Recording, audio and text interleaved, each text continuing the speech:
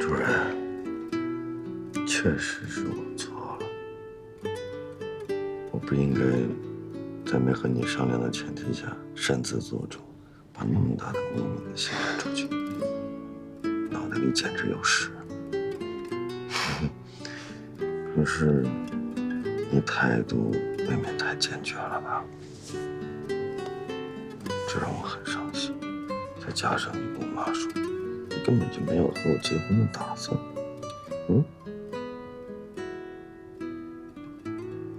确实没有啊。哦，好，你就不能说两句好话，哪怕撇我一下？有好听的，我也想给你道歉。我说话太硬了，让你伤心了。其实这几天我也想了很多，你是真的为我付出了很多，不应该让你花谢，那么不人道。我应该和你一起去面对和解决这件事情。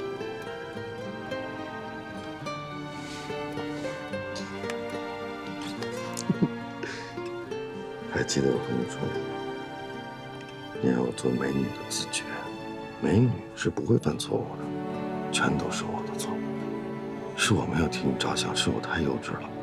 你说谁还不生个气啊？那总不能因为一有分歧，我转头就走吧？你这么骄傲的女人，要不是因为爱我，怎么可能忍受我妈呢？我保证，以后不管发生什么事情，不会丢下你一个人，绝对不会。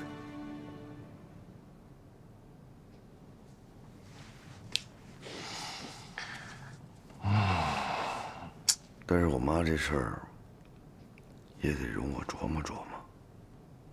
给我1个月的时间行吗？就1个月。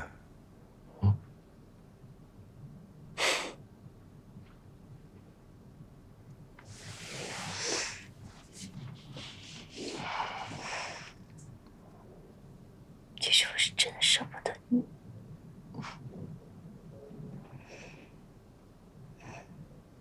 但一想到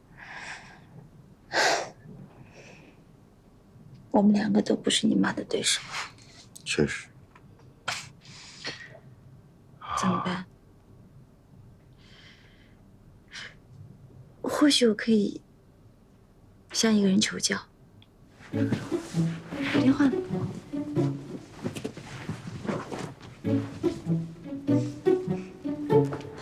你是不是该换成我的频道？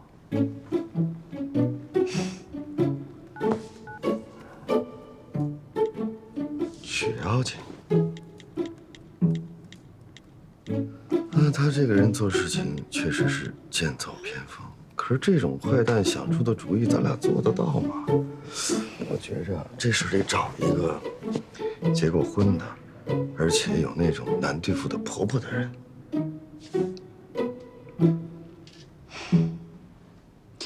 可是像我这种这么不传统的人，也想不到办法怎么对付你妈。不求教小曲，我也不知道该怎么办了。但愿他能有好主意。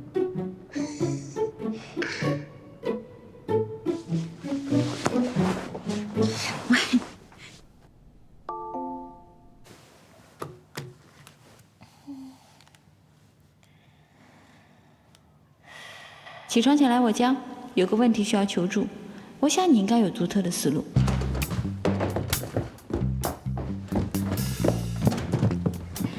哇！我若是一大早发微信把我给吵醒了呢，我一看微信，原来是你找我个求助。天哪，这简直是太好的机会了！你居然会求助，你怎么了？说吧，你到底有什么事找我呀？包大哥，麻烦你转过身去，然后用2个手堵住你的耳朵，假装什么都没有听见，听到没有？说，是不是让我教你怎么勾引包大哥？你别闹了，快进来。你俩到底什么事儿啊？天哪，这沙发皱成这样，你们俩刚才在上面干了什么？老实交代。我们什么都没有干。干嘛呢？干嘛呢？手在干嘛呢？别闹了，是真的有事情要求教你啊。到底什么事儿啊？先坐下来再说。坐下来再说。说吧，到底什么事儿啊？是这样的，他的妈妈人很强势，总是干涉我们之间的事情。但其实我们真的不想让他干涉过多，包子其实也没有办法对付，那就只好讨教你喽。原来你是这样的，包总。好吧，能扛包总的笑话，牺牲点睡眠，那也是值得的。怎么会对付不了呢？具体说明一下，我好对症下药。虽然啊，我没有对付婆婆的经验，但是对付爸妈，你们算是问对人了。你说，说吧，你说，说嘛，不要不好意思。我妈她听到了别人的谣言，到了上海大闹一通，惹得我们都很不高兴。我替安迪分辨了几句，她不但不听，反而责怪我受了安迪的迷惑，回到家不吃饭不睡觉，差点进了医院。然后呢？谈恋爱本来是我跟安迪2个人的事情，那我们2个人的意思，不希望解释那么清楚，以免留下后患。但是你心一软就什么都说了。明白了，包总啊，原来你是被你爸妈给欺负大的。爸妈呀，是这个地球上最不讲道理的生物，他们什么道理都不讲，就让我们服从他们，凭什么呀？对付这种人啊，只有一种办法最有用，那就是比他们还不讲道理。你妈对你1哭2闹3上吊，你直接跨过前2步，奔善道去，简洁又高效。你说吧，你想什么时候回家呀？我打算再待2天。我劝你啊，现在就赶紧收拾东西回家去。记住，先发制人，回去跟你妈说，由于她这么一折腾，你跟安迪分手了，你现在失恋了，痛苦难过，卧床不起。先发制人，后发制于人。明白我的意思了吗？我也不太方便再教唆你更多喽。可是我也觉得这不能从根本上解决问题啊。他妈妈可以一时不提，但是她怀揣着这个心病，加上失眠生病，更加的萎靡下去，包子也不可能不管。No，你们实在是太小看父母了。他们混了这么多年，什么大风大浪没有见过呀？尤其是包总你的父母，他们俩可是白手起家到现在，这点小事他就承受不了了。不可能，你可千万别被你妈的哭戏给骗了。妈妈们演起哭戏来，那影后都演不过他们。他们俩就是贪心，就是想控制你。OK？ 还真有点道理。以我妈的性格，只要她不想闹，没人能闹得着她。没错，你妈这次完全就是跟你胡闹，她就是想让你顺服她。在这个时候啊，你可千万不能退让，只要你退一步，未来后患无穷。这个时候啊，你们俩就应该把规矩给立好，断了他们的念想，掐了他们的贪心，未来大家相处反而会相安无事哦。狭路相逢勇者胜，就是这句话，谁狠谁老大。包总啊，你开窍快，但是呢，你明白这个道理，并不代表你做得到。就像我们家樊大姐，人啊，有些时候啊，得下点决心，否则黏黏糊糊的，反而什么事都做不到哦。我能。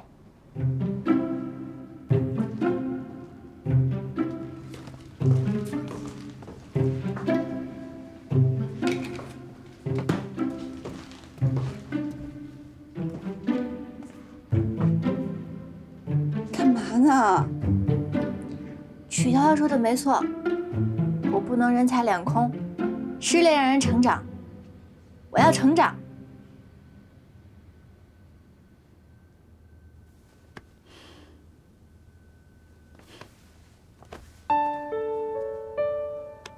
怎么了，樊姐？没什么，就是挺矛盾的。有时候吧，希望你快点懂事儿，有时候又觉得你不应该成长得这么快。但凡有人疼爱，谁能早早成熟啊？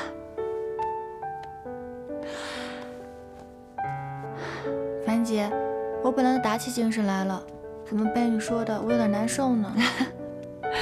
打起精神来，樊姐是老了，伤春悲秋的。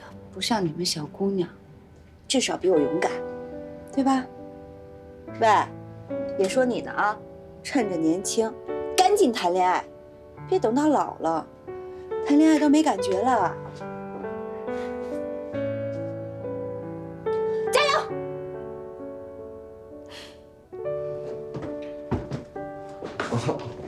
哎，闹，我一会儿还要上班去呢。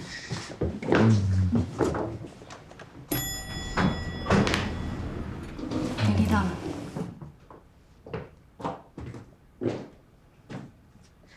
来，怎么？听了我的建议走了？你怎么总是能够神不知鬼不觉的呀？对，听你的意见，准备一哭二闹三上吊。安迪，我够朋友吧？刚才当着包总的面，我不方便说，我把赵医生扔家里，特意出来嘱咐你。其实啊，包总心里清楚得很，他无论怎么在他爸妈面前折腾，他都是他爸妈的亲生儿子。只要你心狠手辣，他就什么事儿都可以做得成。所以呢，你绝对不能心软。那边的父母不是你的亲爸亲妈，你不见他们的。家庭这种事儿吧，不是东风压倒西风，就是西风压倒东风。所以呀，你从一开始就绝对不能给他妈半点机会 ，OK？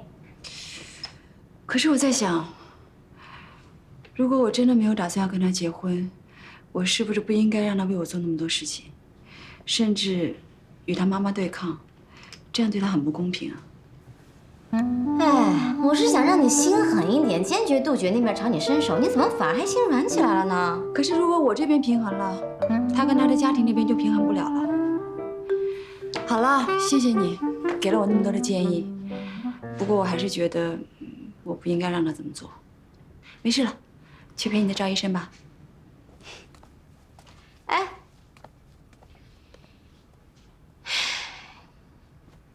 奇怪。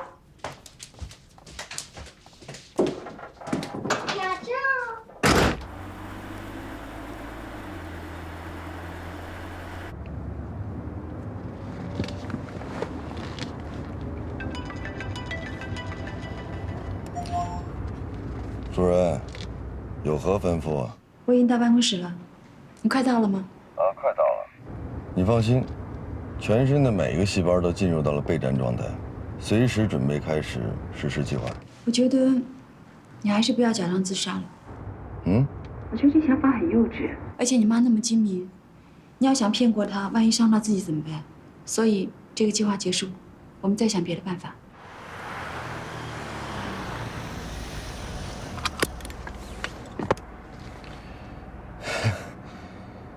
你就这么轻易的放过我？不会因为我妈不讲道理，再轻易的跟我分手啊？不会。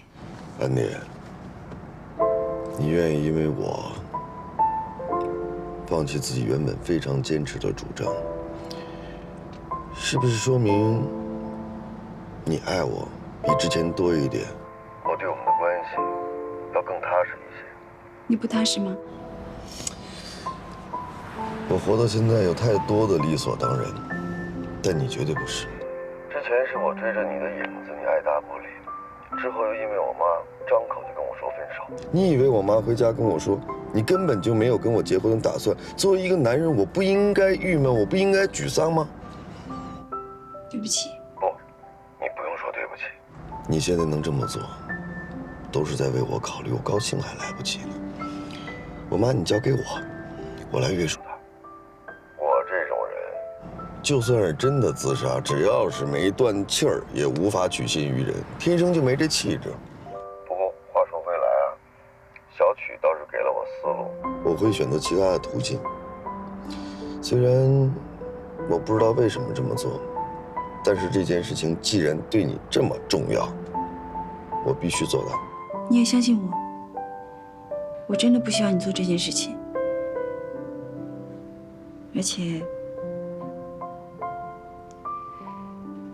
而且我也不想牵出什么不必要的麻烦，你懂吗？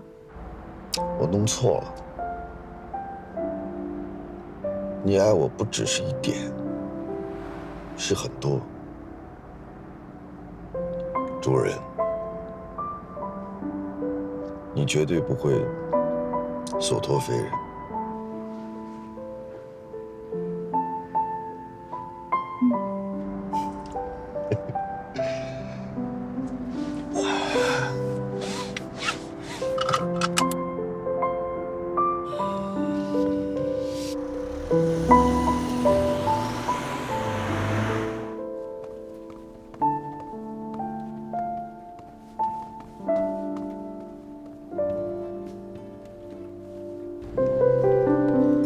莹莹，哎，我好像看见你的男朋友了。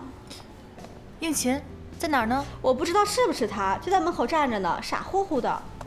哎，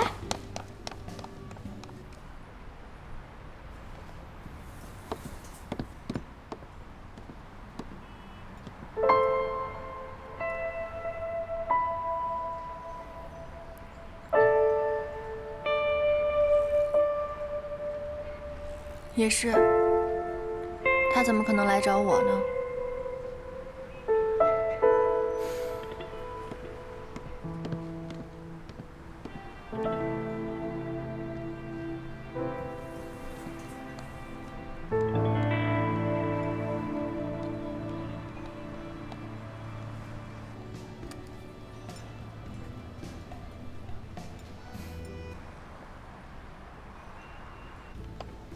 哎，是他吗？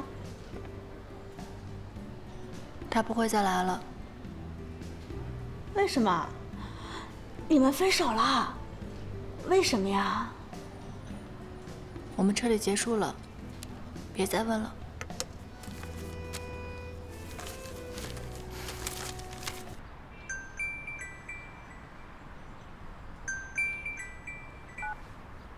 喂，妈，你在哪儿呢？公司呢？你跟小薇相处的怎么样啊？我怎么听她说你什么老是加班啊？应勤。啊？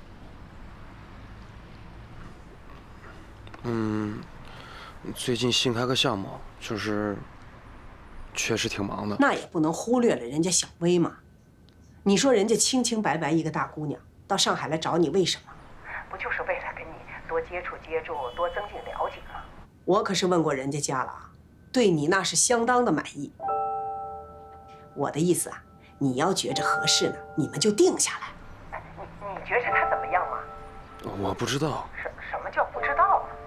人家到上海来投奔你，就是看中你的意思，你可要对人家负责任。人家小薇大学毕业，学历条件各方面都很好，你和她又知根知底的，她不像大城市那些姑娘那么难伺候。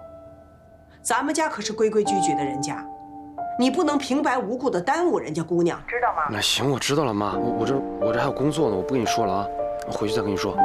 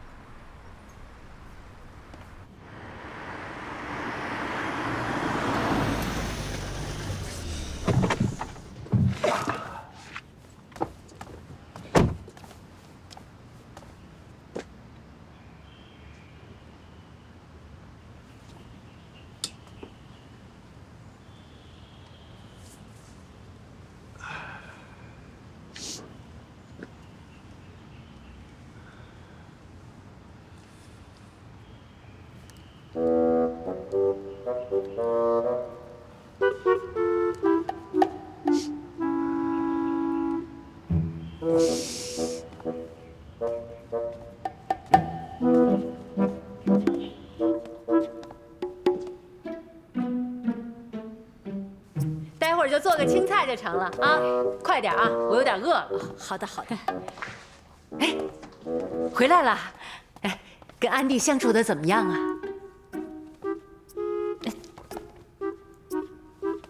怎么出问题了？哎，好好的说句话，到底怎么回事啊？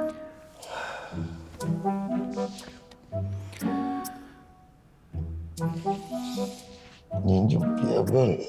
你知道我的脾气，我能不问吗？是不是他还在生我的气呀？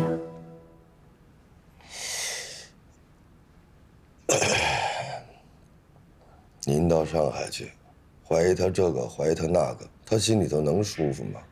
我就替您说了2句好话，我说我已经告诉您魏国强跟他的关系了，也说了您保证不再去叨扰他了，可是没想到效果更糟。哎呦，你替我说什么话呀？你之前的聪明劲儿都哪儿去了？我原来不是误会他了吗？哎呦，他心里对我有怨气也正常。但我不能由着别人说您不好吧？都快成一家人了，什么别人呢？那不是别人呐，那是我儿媳妇。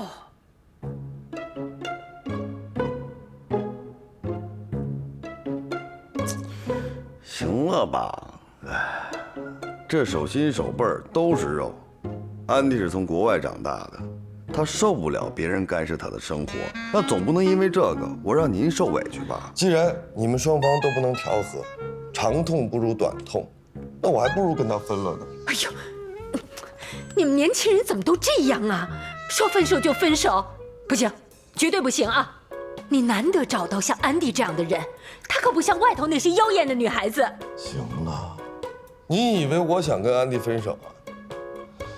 哎，我去收拾2件衣服，这几天就在公司住。儿子，宝宝。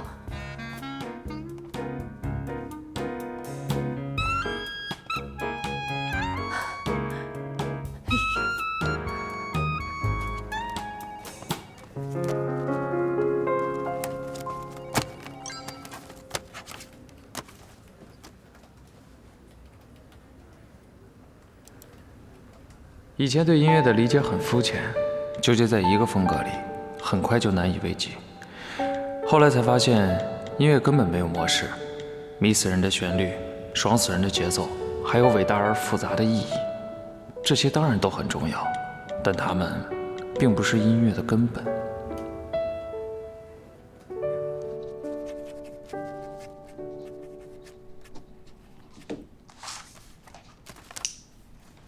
好了，以后我们就是一个站好的兄弟了。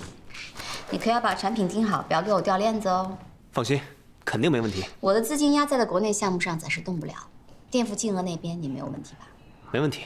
OK， 那就祝我们合作愉快。合作愉快。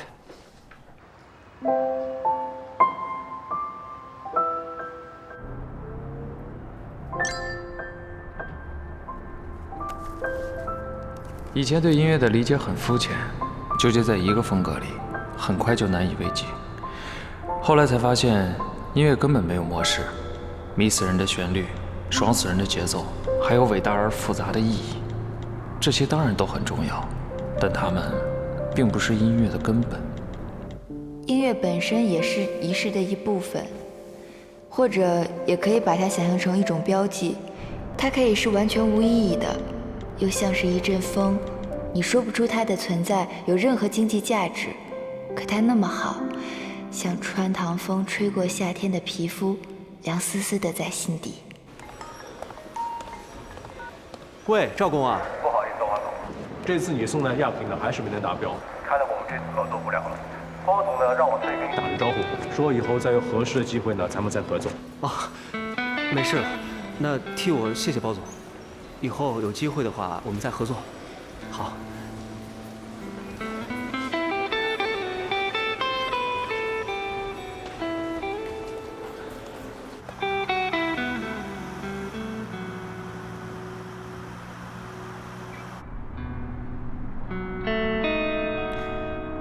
有一个好消息和一个坏消息，你先听哪个？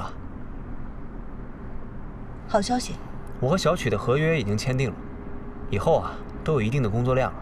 如果做得好的话，应该还会增加。坏消息呢？包总的要求比较高，利润又太薄了，我已经决定放弃跟他合作了。哎，不过你放心啊。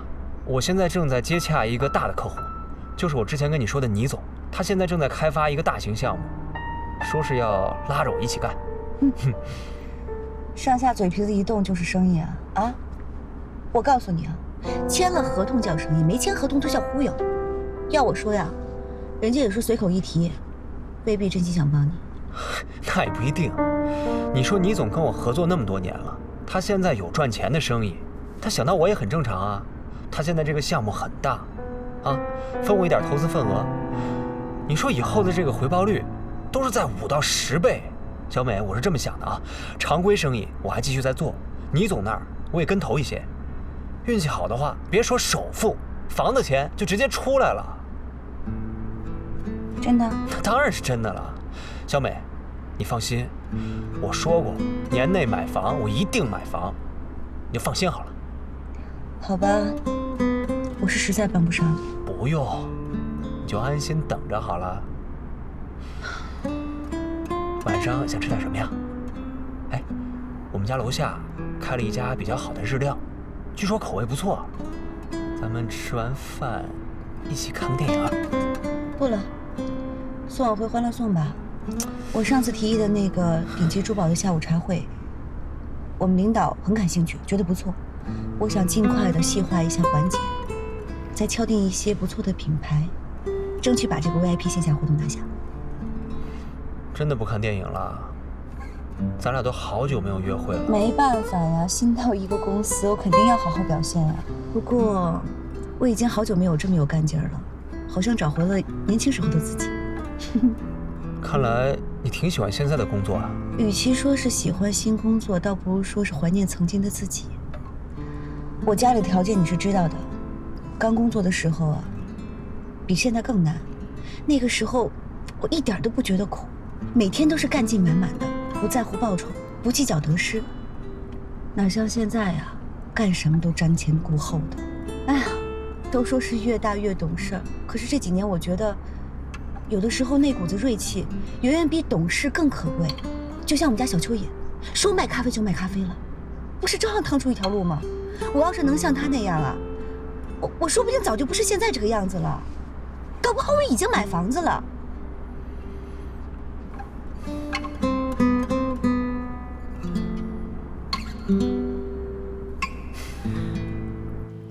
你说咱们这个儿子跟别的女孩子吧，都挺有招的，就是面对这个安迪，他怎么就傻掉了呢？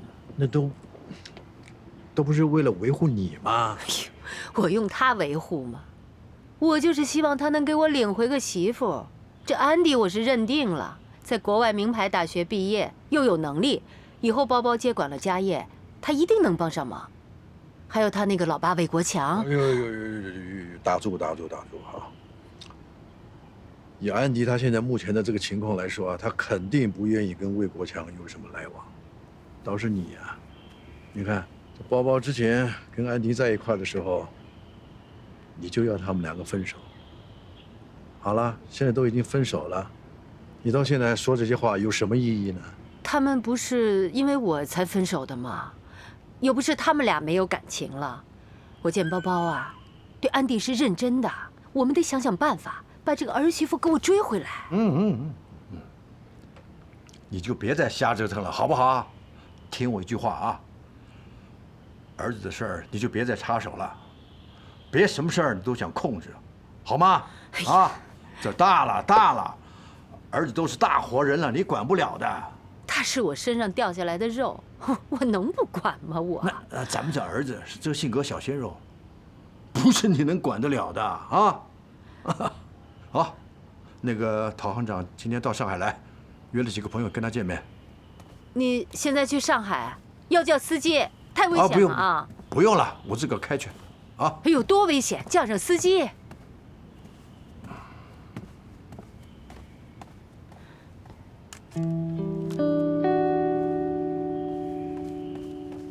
谢谢你的关心。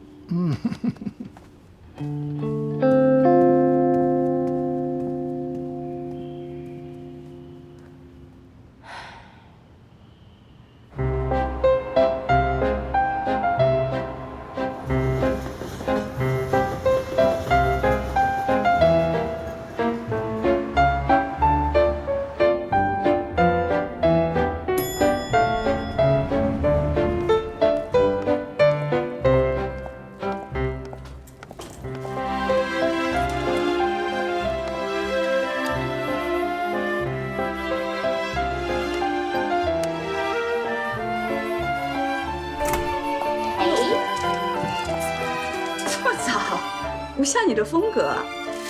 我给你买早餐过来，顺便八卦一下，你跟包公子到底怎么样了？你猜？进来吧。所以一点动静都没有。包总看上去挺厉害，原来又是个样子货呀。这样不行啊，他妈妈肯定还会去找你的。毕竟是他妈妈，他再狠能怎么样？但我觉得他应该不会再来找我了。我都跟包子分手了，他找我有什么意义啊？当然有意义啦。包总上次说误会已经解除了，只要包太太脑子没有失常，他就肯定推算得出找你是最佳的选择。再说了，包总一直是由他妈罩着的，他肯定看不了他儿子受失恋之苦。你还别不信啊，这方面我门儿清，从来都没有失算过。好，我就看你这个小妖精算得准不准。对了，八卦完了，我们说正经事儿。外贸这一块啊，我现在已经渐渐开始上手了，已经跟王百川签订了合同，长期合作的。这方面你要多多指点我哟。你跟王百川签什么合同？你们家本来就做建材生意的，你爸爸也有工厂，为什么要舍近求远的跟他合作？你忘了那回我们送樊姐老爸回老家那一次，就是王百川喝多了出来把酒抠掉，再回去接着喝的那次。我记得。现在已经很少有人像他这么拼命了。不过也是，他压力大。樊大姐跟他年事已高，买房结婚都靠他一个人。喂，你确定不是为了调戏樊小妹啊？我调戏他用得着这么拐弯抹角吗？我当然可以把事情交给我爸爸集团的人去做，但是那帮大爷吃的多拉的少，干出来的活也不见得有王百川这种个体老板来的负责。不如拉他一把，互惠互利。小曲真这么说的？这家伙成长不少。分包的好处就是责任层层分配，利益随责任分割，交给王百川，在管理上权责会比较清楚，比交给自己人更有效。你笑什么？我说错了啊，你没错。不过这事儿如果换成曲妖精的话，他肯定不止这一点考虑。做实业跟工厂接触的这一部分是最繁琐的一环。小曲从小在家里头耳濡目染，他当然知道分割一点小利益，让别人冲前头、吃拳头、拿零头的道理。再有，他这爸爸手底下不是没有人，但是未必会听他这小丫头片子的。与其花大力气去调遣那些养尊处优的旧臣子，还不如把生意分给像王百川这样的新人，既有效率又听话，还能培养自己的新势力，是这个理吧 ？Oh my god！ 你们这几个真是家学渊源的狐狸精。这么看起来，我真的是跟数字打交道更有安全感。哎，我呀，真没他那么聪明。我做工厂搞研发，其实就是吃拳头拿零头的傻子。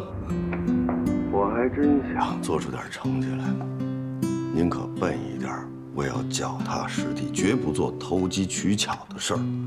这有时候笨点儿比聪明要好，他踏实。你像曲妖精这种，虽然资质很好，但是他小心思太多，大智慧少，长此以往，他会吃亏。有道理，我会把你的话转给他的。不说了，我要到了。你尽管跟他说，良药苦口。还有，我很想你，所以你要时刻提醒自己，我已经跟你分手了。我知道。拜。拜拜。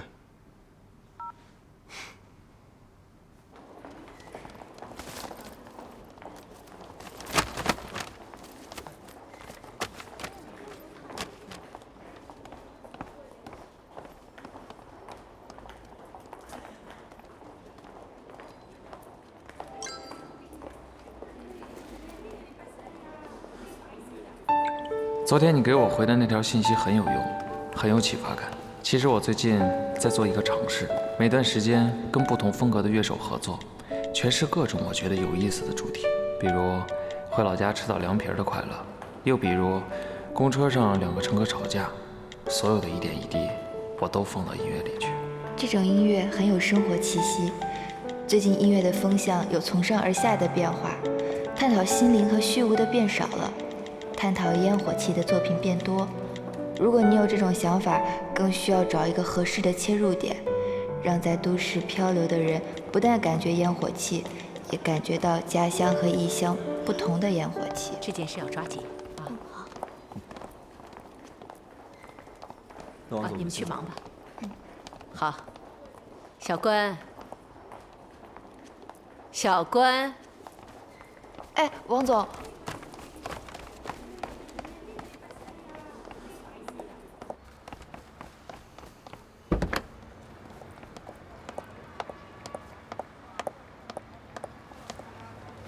王总，您慢点儿。这是您要的文件，这是电脑包。王总，那您慢走啊。哎，小关，听说你在考 MBA？ 还在准备阶段呢，还不知道能不能考得上呢。我就是想再充实一下我自己。如果你想工作和学习两不误的话，你就要更加努力了。不要动不动思想分神开小差。对不起啊，王总，我以后会注意的，不会再有第二次了。谢谢您的提醒。走吧。那您慢走。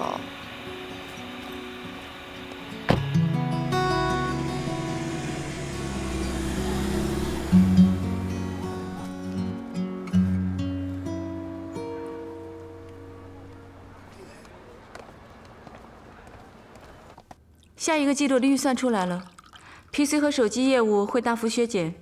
北京分公司想申请增加新的预算，被我驳回了，因为我认为在完成对红星的收购之前，不应该再批新的预算。既然交给你了，你决定就行，不用向我汇报。谢谢。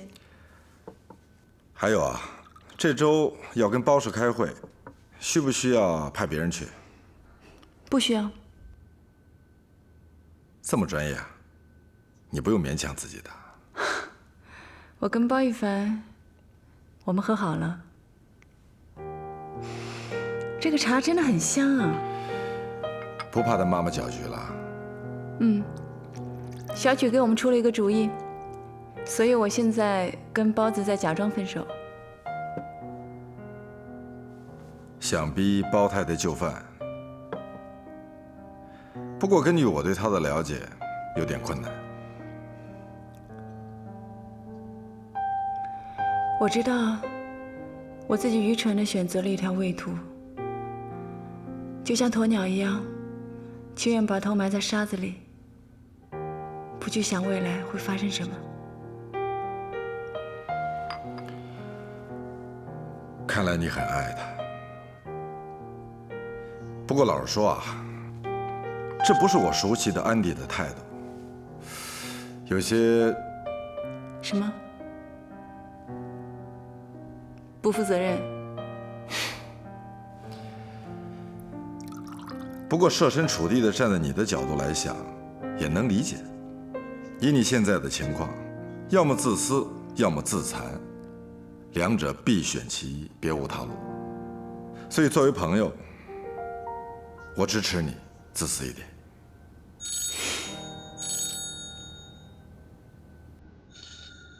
包太太。